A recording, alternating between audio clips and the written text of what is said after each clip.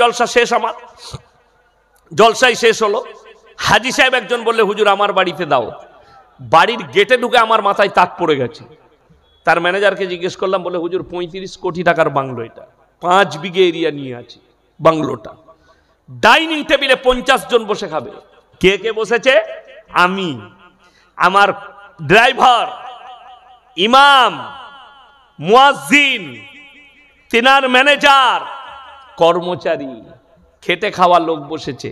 হাজি সাহেব আমার পাশে বসেছে। টেবিলে কি কি আছে? ভেটকি মাছের পাতুরি, ভাপা ইলিশ, চিকেন তন্দুরি, টেংড়ি কাবাব আর পরোটা, ভুনা, গোটা টেবিল ভর্তি। হাজি সাহেবকে আমি বললাম, হাজি সাহেব একটা টেংড়ি কাবাব দিই। না চলবে না। ভাপা ইলিশ ছোঁয়া চলবে না আমার, আপনারা খান। বলে আপনি কি খাবেন? বলে আমার আলাদা আসছে। আমি মনে মনে করলাম, আল্লাহ তাহলে স্পেশাল মাল কিছু আসছে, পাশে যখন আছে একটু খাবো। আমাদের মৌলবীরা আল্লাহ আমাদের তকদিরে মেপেই দিয়েছে, লোকের ঘরে খাবি। আমরা নিজের ঘরে কম খাই, লোকের ঘরে বেশি খাই, ঠিক কিনা কথা বলেন? একটা ইমাম সাহেব 28 দিন আপনার ঘরে খাচ্ছে, 2 দিন 4 দিন ছুটি পাই আমরা, বিবির কাছে 4 দিন খাই। আমাদের পড়ার জীবনটাও মাদ্রাসায় ঘ্যাট খেয়ে কেটেছে, এখন আবার আল্লাহ তকদিরে লিখেছে লোকের ঘরে খাবি। কি বুঝলেন? ওইটাই টেবিলে বসলাম, মনে মনে করছি তাইলে পাশে যখন আছে এক লুকমা পাবো। ব্র্যান্ডেড কাঁচ, চাইনার কাচের 2100 টাকা দামি প্লেট, বাটির দাম 1250। বাটিতে আছে করলা ভাজি, প্লেটে আছে 2টো পুরা রুটি। আমরা হাই সাহেব এটা আপনার? বললে হ্যাঁ। আমি বললাম ডাইনিং টেবিল আপনার, খাবার আপনার, টাকা আপনার, রুজি আল্লাহ মেপেছে কর্মচারীর, মৌলবীর, মুয়াজ্জিনের। হাজরাতে জাকারিয়া মরিয়মকে জিজ্ঞেস করছেন, ক্বালা ইয়া মারইয়ামু আন্না লাকি হাদা। ওগো মরিয়ম, তোমার ঘরের মধ্যে এত দামি দামি আখরোর মুনাক্কা, আশ্চর্য আশ্চর্য ফল, খাবার কোথা থেকে পাচ্ছ? মরিয়ম উত্তর দিলেন, ক্বালাত হুয়া মিন ইনদিল্লাহ, ইন্নাল্লাহা ইয়ারযুকু মান ইয়াশাউ বিগাইরি হিসাব। আল্লাহ যাকে ভালোবাসেন, আল্লাহ যাকে পছন্দ করেন, তাকে বেশুমার রিজক দান করেন। কোথা থেকে দেব, কেমন করে দেব, আমি আল্লাহ ছাড়া পৃথিবীর কেউ জানে না। জোরে বলুন সুবহানাল্লাহ। রুজির মালিক আল্লাহ, কোথা থেকে দেবো, কেমন করে দেবো, আমি আল্লাহ ছাড়া কেউ জানে না। আমার 1 জানুয়ারি প্রোগ্রাম ছিল ত্রিপুরায়, আসামের বর্ডারে, এয়ারপোর্ট থেকে 150 কিলোমিটার দূরে। তো আমি তার আগের দিনে 31শে ডিসেম্বর জলসা করেছি মালদায়, টাউনের পাশে। রাতের বেলায় গাড়ি ধরলাম, 12টায় জলসা শেষ করে 12:30টায় গাড়ি ধরলাম, 12:15-20-তে। একবারই সকাল 6:30টায় শিয়ালদায় নামলাম। আমার ফ্লাইট ছিল 12:30টায়, 12:20-তে। আমি এয়ারপোর্ট 8টার মধ্যে, 8:30টার মধ্যে ঢুকে গেলাম।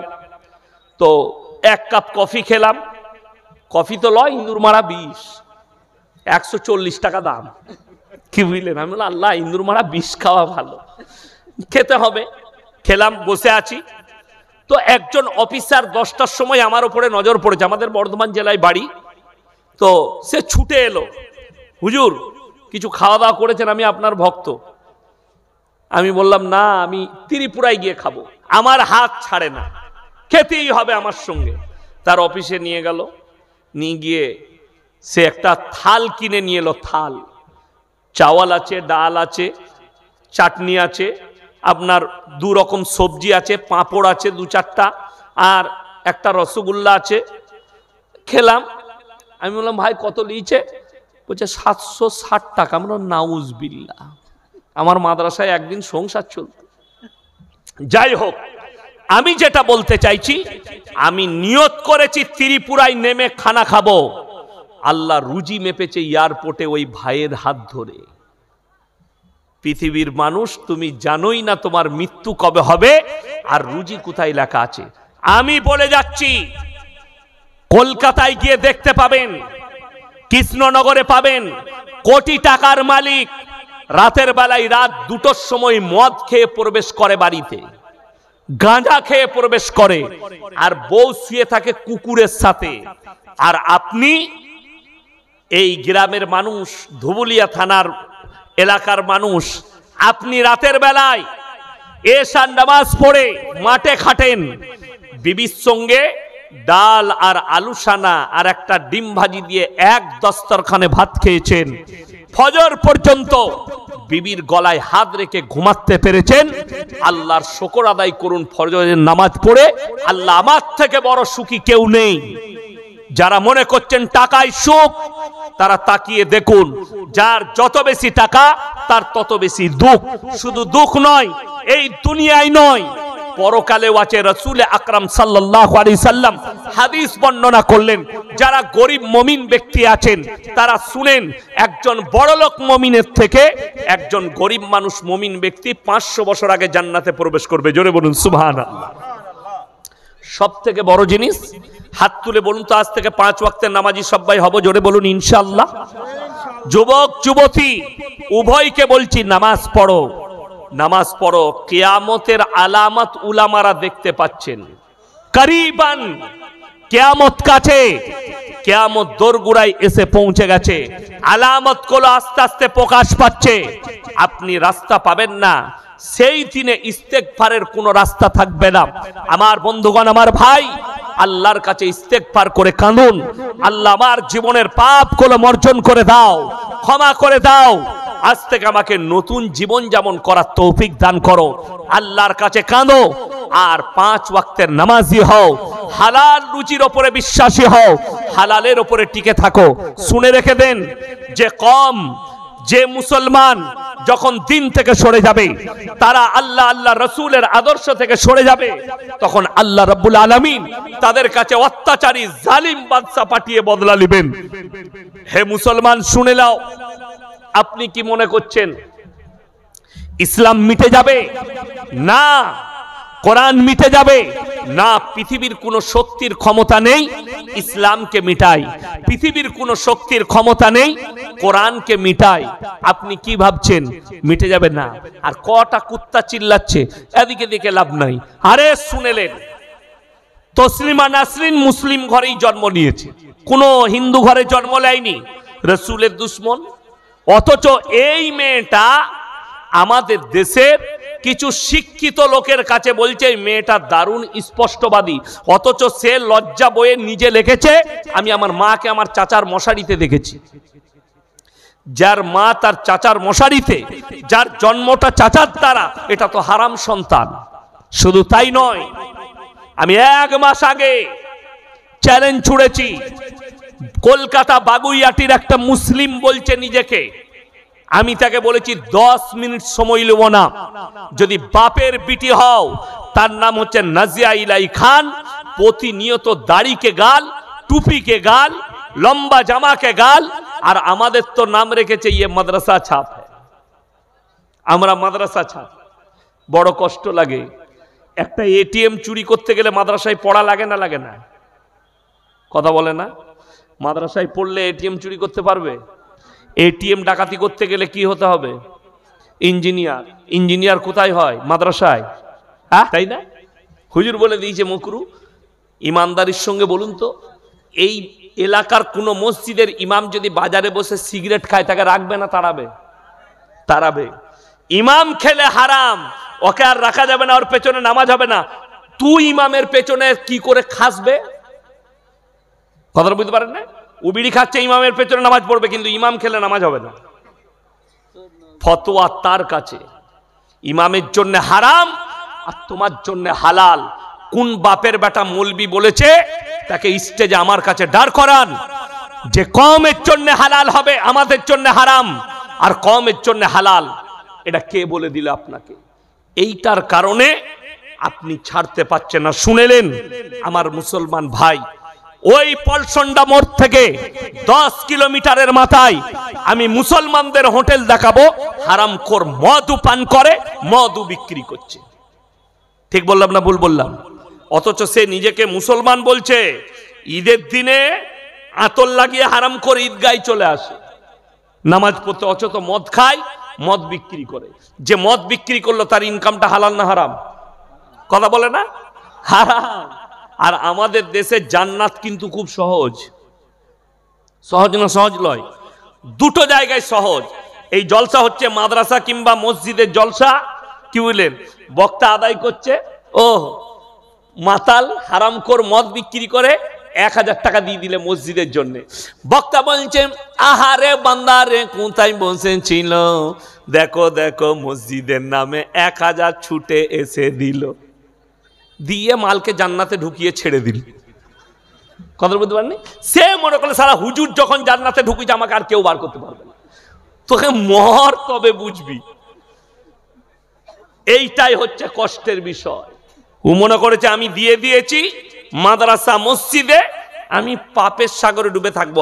আর একটা জান্নাতে যাবার রাস্তা, 5 বোতল মদ খেয়ে মরে গেছে বলে চিন্তা নাই, হুজুরকে দাওয়াত দিবি, মিলাদ পড়িয়ে একদম জান্নাতে ঢুকিয়ে ছাড়বে, রেডি।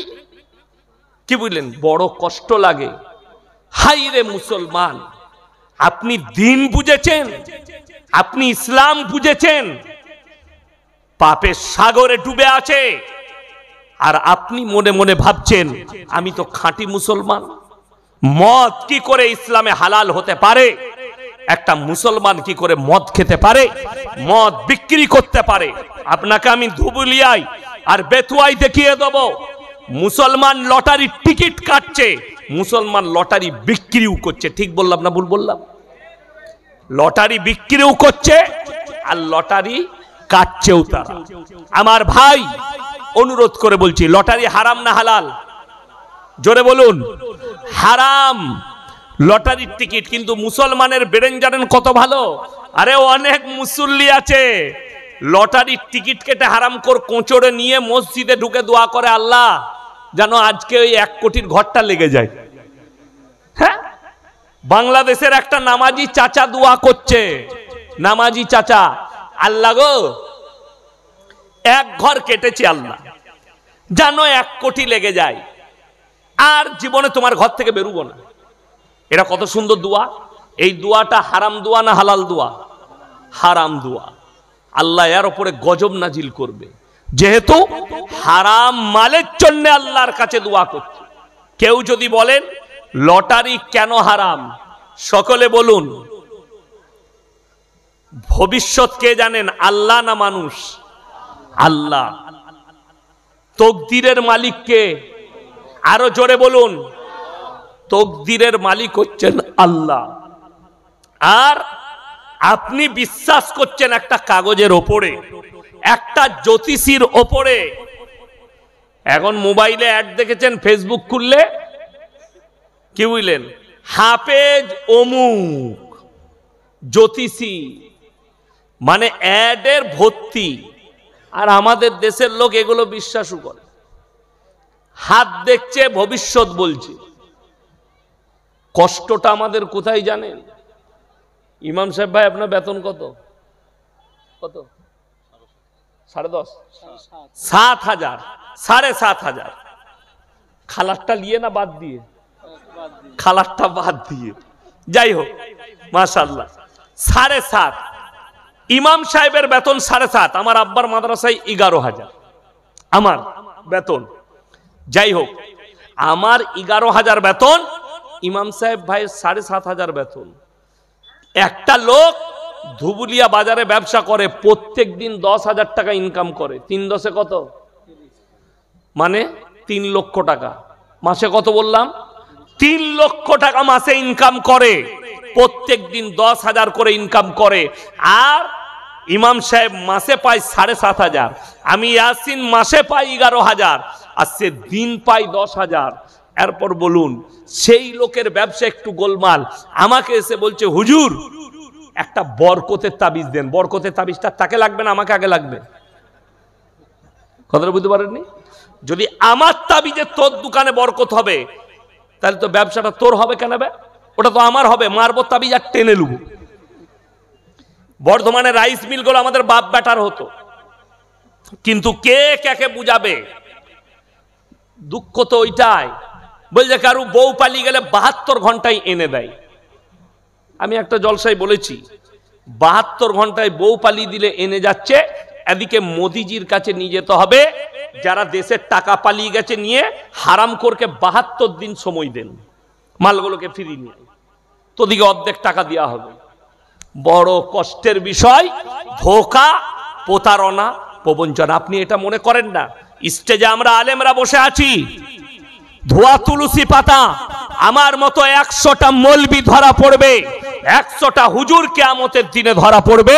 সমাজকে ধোঁকা দিয়েছো, প্রতারণা করেছো, প্রবঞ্চনা করেছো, আমার মতো 100টা মৌলবি ধরা পড়বে কিয়ামতের দিনে। সমাজকে কিভাবে ধোঁকা দিয়েছো তোমরা, প্রতারণা কিভাবে করেছো, এটা কিয়ামতের দিনে পাকড়াও হবে। আপনি এটা ভাববেন না ইয়াসিন ধোয়া তুলসী পাতা, আমার মতো বহুজন ধরা পড়বে। সমাজকে ধোঁকা, প্রতারণা, প্রবঞ্চনায় ফেলে রেখেছো, ছেলে হচ্ছে না, মায়েরা হাজির। যেমন আমাদের সিদ্দিকুল্লাহ ভাই জানে না, দিয়ে বলছে আলহামদুলিল্লাহ এখানে খুব ভালো লাগলো, মেয়েদের একটা আওয়াজ পাওয়া যায় না, মেয়েদিকে কোথায় রেখেছে তা ঠিক নাই, নাহলে ওরা আবার চিল্লাবে না। এটা তো আমি দেখে এলাম, ইমাম সাহেব হাসছে। ঠিক বললাম না ভুল বললাম? ওদিকে 1 মাইল দূরে করে দিয়েছে যাতে গোলমালটা না হয়। হুজুররা মনে করে আল্লাহ এত ওলি কি করে হলো। সিদ্দিকুল্লাহ ভাই তো ওইটাই ভেবেছে যে আল্লাহ মেয়েরা এত ওলি এখানকার, তা কখনো হয়? বেড়া বেকা হাড় কোনোদিন সোজা হবে না। ওই জন্যে জানি না সিদ্দিকুল্লাহ ভাই এসে স্টেজ চেপে গেছে, প্রশংসা করে দিয়ে চলে গেল। এই মায়েদের একটা মহৎ দোষ আছে, যদি বাচ্চা না হয় আর কেউ যদি বলে দেয় অমুক হুজুরের কাছে গেলেই ছেলে হবে, আবার অনেক মাল আছে বলছে বেটা ছেলে হয় আমার তাবিজে, খোঁজ নিয়ে দেখুন সে হারাম করে একটাও বেটা নাই। তাবিজে বেটা হলে, আমাদের তাবিজে যদি বেটা ছেলে জন্ম নিত, ইমানদারির সঙ্গে বলুন পঞ্চায়েতগুলো কাদের দখলে হতো? হুজুরদের। 4টা বিয়ে ইসলামে জায়েজ আছে না নাই? জায়েজ আছে। 4টা করে বিয়ে করতাম, বছরে 4টা করে ছেলে, 4 10 কত? 40টা। লাঠির জোর কার? পঞ্চায়েতের কেউ বাপের বেটা পাবে? হুজুরের পঞ্চায়েত হতো। দুঃখ এটাই, আমি ইয়াসিন, আমার 2টো মেয়ে, তাহলে তো বেটা আমার হতো। কষ্টের বিষয় কে বুঝাবে? যদি বলেন হুজুর দলিল দেন, কোরআন সূরা আল ইমরান 1ম পৃষ্ঠা, হুয়াল্লাযী ইউসাউবিরুকুম ফিল আরহামি কাইফা ইয়াশা লা ইলাহা ইল্লা হুয়াল আজিজুল হাকীম। হে আমার বিশ্বনবী, পৃথিবীর মানুষকে বলো মায়ের গর্ভে আমি বাচ্চা দান করি, আমার ইচ্ছা মতো আকৃতি দিই, আমি আল্লাহ কারুর পরামর্শে কাজ করি না। জোরে বলুন সুবহানাল্লাহ। আমি আমার ইচ্ছা মতো বাচ্চা দান করি, আমি আল্লাহ কারুর পরামর্শে কাজ করি না। আমার ভাই বন্ধুগণ, বড় দুঃখ লাগে যারা যুবক আর যুবতী আছো, আমাদের ছেলেদের দুর্বলতা কি জানেন? তোমার দুর্বলতা, এরা কলেজে যে কেন পড়াশোনা করে তা আমি ভেবে পাই। কি হবে পড়ে? কেন? এরা একটুতে ভেঙে পড়ে। কলেজে পড়ছে ফার্স্ট ইয়ারে, নতুন নতুন কলেজ গেছে, ও এখন দীপালির প্রেমে পড়েছে, চলছে প্রেম, আইসক্রিম আর এগরোল আর রেস্টুরেন্টে চাউমিন, হ্যালো আমি তোমাকে খাইয়ে দিই। চললো 6 মাস, 6 মাস পরে এখন ব্রেকআপ, সুইচ অফ। এই হুজুরকে এসে বলছে হুজুর থাকতে পারছি না। কি হলো রে? বলবো জানের থেকে বেশি ভালোবাসি। হুজুর মোবাইল সুইচ অফ, যা টাকা লাগে দেবো, সুইচটা খুলে দেন। ভাই হুজুরের তাবিজে সুইচ খুলে যায়? এরা বলছে হুজুর সুইচটা খুলে দেন তাবিজ মেরে। আমাদের তাবিজে যদি সুইচ বন্ধ হতো হারাম কর, এই মোবাইলগুলোর সব সাব টাওয়ার উড়িয়ে দিতাম তাবিজ মেরে। তোরা যা পাপ করছিস, কথাটা বুঝতে পারেননি? একটাও রাখতাম না, মার তাবিজ আর সব মোবাইলগুলো উড়িয়ে দে, কোম্পানির টাওয়ারগুলো উড়িয়ে দিতাম তাবিজ মেরে। তোমরা যা পাপ করছো, কিন্তু কে বুঝাবে? হুজুর বললে বাবা 5001 টাকা দাও, অবশ্যই 1 সপ্তাহের মধ্যে মোবাইলের সুইচ খুলে যাবে। ই দেখলে শালা 1 সপ্তাহে যদি সুইচ খুলে, তাহলে হুজুর তাহলে মেয়েটাও এনে দিতে পারে। মেয়েটা আসবে না কোনো রকম আমার কাছে, তাই না? হ্যাঁ সেটাও হবে। 20,001 টাকা লাগবে। ই হারামখোর মায়ের ছাগল চুরি করে বেচেছে, ছাগল চুরি করেছে, না হলে বাপের সাইকেল, টাকা যা হোক করে জোগাড় করেছে, হুজুরকে দিয়েছে। এখন মেয়ে হুজুর তাবিজ মারবে, মেয়ে ওর কাছে আসবে। আচ্ছা এরকম বোকা লোক কেউ আছে যে আমাদের তাবিজে যদি মেয়ে আসে, এই হুজুর দিকে আমাদিকে দেখছেন, আমরা কখনো গরিব হতাম? না, অত বোকা আমরা অত বোকা নয়। যদি আমাদের তাবিজে মেয়ে পাওয়া যেত, আমরা খালি হুজুররা খোঁজ লাগাতাম বাপের একটা বিটি বড় লোক কে আছে, মার তাবিজ আর টেনে এলে বড় লোকের জামাই ইমামতি করা লাগবে না। কথাটা বুঝতে পারেননি? বড় কষ্ট লাগে আমাদের হুজুরদের। আমার শ্বশুর ঘর মাটির বাড়ি, আমার শ্বশুর কিসে বাড়ি? মাটির বাড়ি। তো আল্লাহ তকদিরে লিখেছে হয়েছে। এরকম বহু এখানে ইমাম সাহেব আছে যাদের শ্বশুর ঘর মাটির বাড়ি। ঠিক বললাম না ভুল বললাম? শ্বশুর ঘর গরিব কিংবা শ্বশুর বড় লোক, ইমাম সাহেব গরিব, এরকম আছে। এটা তকদির। আর তকদির একমাত্র আল্লাহ ফয়সালা করেন। তকদিরের মালিক আল্লাহ। আপনি লটারির টিকিটকে দিয়ে ভাগ্য পরীক্ষা করছেন, এই কাগজের দ্বারা আপনার ঈমান ধ্বংস হয়ে যাবে।